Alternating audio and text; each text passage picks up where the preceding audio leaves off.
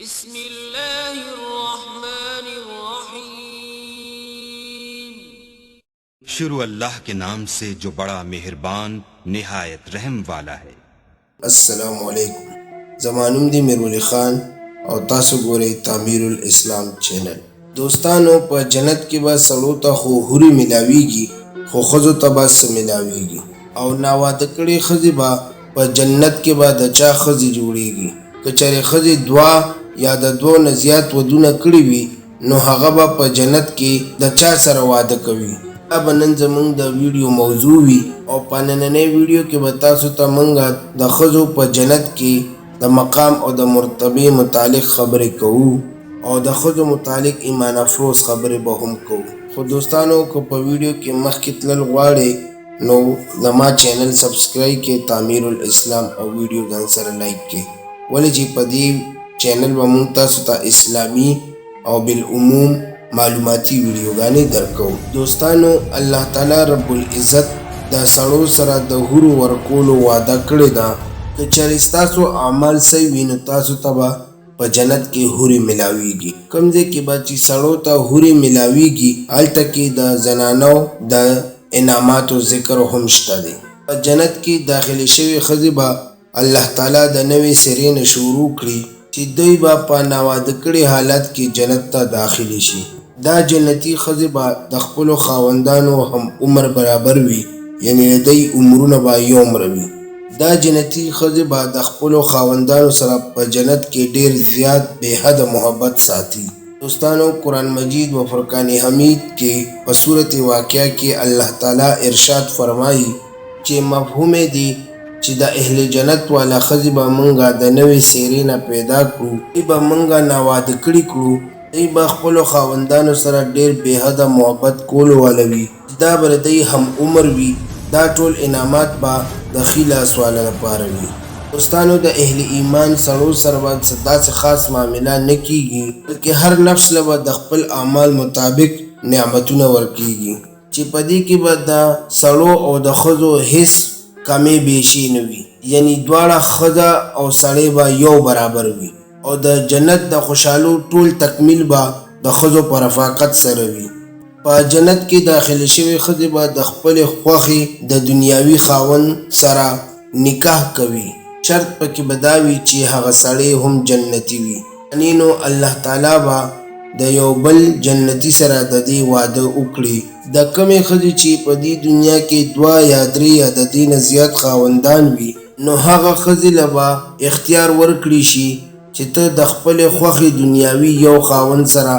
واده وکړه، کوم به چې هغه په خپله خوښوي او هغه سره به بیا وي. دوستانو حضرت ام سلمہ رضی اللہ تعالی عنہ وایي چې ما عرض کو اے د الله رسول الله صلی الله علیه و وسلم په منګ کې ډېرې ښځې دوه یا درې یا د دې نه زیات خاوندانو سره ودونه کوي. د مرګ نه پس چې دا ښځې جنت ته داخلي شي او هغه سړي هم ټول جنت ته لاړ شي نو په دې سړو کې به کم یو د دې خاوند وي چې په دې باندې حضور نبی اکرم صلی الله علیه و وسلم ارشاد وفرمایلو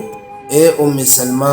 هغه ښځه به په هغه سړو کې د یو انتخاب وکړي چې هغه به په هغې کې د ښو اخلاق والا سړی خوښ کړي. د الله تعالی رب العزت ته به ګزارش وکړي اے زما پروردګاره دا سړی د ټولو نه زیات په ښه اخلاقو کې ما سره په دنیا کې تیر شوي دی، بس یا الله د سره زما واده په جنت کې هم وکړه. دوستانو که چېرې یو ښځه ناواده کړې وي یعنی د واده نه مخکې هغه مړه شوې وي یا اړو واده شوي وي او د هغې خاوند جنتي نه وي نو په جنت کې چې دا کم سړی خوښ کړي د هغه سره به د دې واده کیږي. او که چېرې دوی په موجوده خلکو کې څوک خوښ نه کړي نو الله تعالی به د دوی دپاره په جنت کې یو سړی پیدا کړي چې هغه سړی به دغې ښځې سره نکاح وکړي. دوستانو په جنت کې د حورو په مقابله کې سړي یې د غلمان سره هم تشبیه کړي دي چې سړو ته یې غلمان ویلي دي. په جنت کې به د حورو نه ښه مقام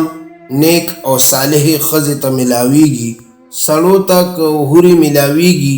نو دغه نیکه صالحه ښځه به د خاوند د حورو سرداره وي. حضرت سلمہ رضی اللہ تعالی عنہا سے روایت دی چې ما عرض کو اے دا اللہ تعالی نبی اکرم صلی اللہ علیہ وآلہ وسلم تاسو ما ته دا او فرمائے چې د دنیا خزا افضل دا او که د جنت هورا چې نبی اکرم صلی الله علیہ وآلہ وسلم وتا او فرمایل چې د دنیا د خزی با په هورو باندې هغه فضیلت حاصل وی چې کما با د ابری یعنی ابرین مطلب د بهر والا کپڑا په استر یعنی چې کما دن کپڑا باندې د هغه فضیلت حاصل وی دوستانو دا د هغه انعاماتو د مختصر نه مختصر یو حصہ ده هغه چې په جنت کې خزو ته ملاویږي په ځینې روایتونو کې راځي چې جنتی خزه با په یو وخت کې او یا جوړې اچوي چې دا به ډېرې مزیدار او نفیس جوړې وي جنتی خزې به د حسن جمال او د حسن سیرت په طریقه به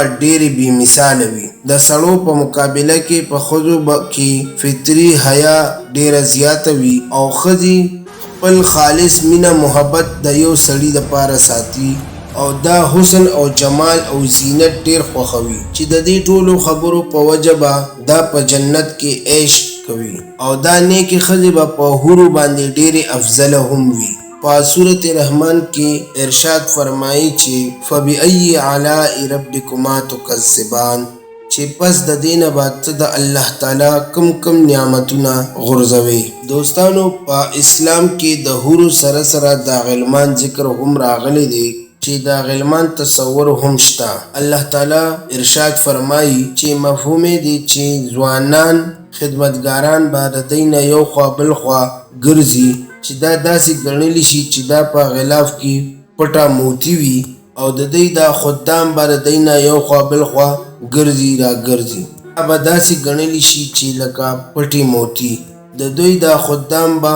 رنگ پرنگ میوه دانی په جنت کې یو خوا بل خوا ګرځوي دوستانو د مفسرین کرام دا غلمان په باره کې مختلف اقوال شته چې دا غلمان نه مراد د جنت خدام دي چې د نورو نه غلمان مراد دي د نورو بچی د جنت خدام بوي دا خدام نه به هغه ماشومان مراد وي کم چې په جنت کې پیدا شوي وي چې دا خدام به هیڅ کله هم نه غټیږي چې څنګه پیدا شوي وي عمدخ کشان به وي چې د یو بل کول مطابق د غلمان هغه ماشومان دي چې کوم د کفارو او د مشرکین بچي دي چې دا به د اهل جنت خدام وي دا غلمان به په خپله خوبصورتۍ او چمک دمک کې داسې وي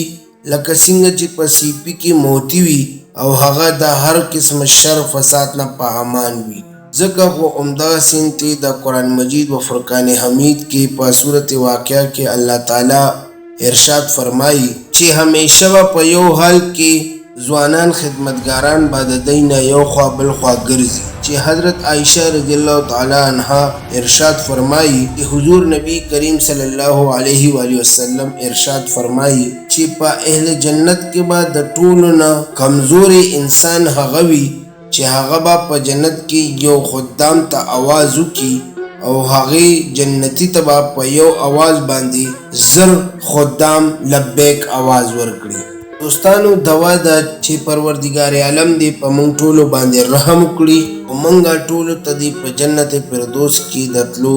توفیق راکړي امید لرم چې زما دا ویډیو بس تاسو ډیره خوښ شوي وي که زما دا ویډیو تاسو خوښ شوي وي نو چینل سبسکرایب کړئ دا ویډیو ځان سره لایک کړئ ملاویږو به انشاءالله د دې نه یو بله انټرسټینګ ویډیو کې تر هغه ټیمه پورې د خپل ځان زیات خیال ساتئ ما هم په دعاګانو کې یاد ساتئ الله حافظ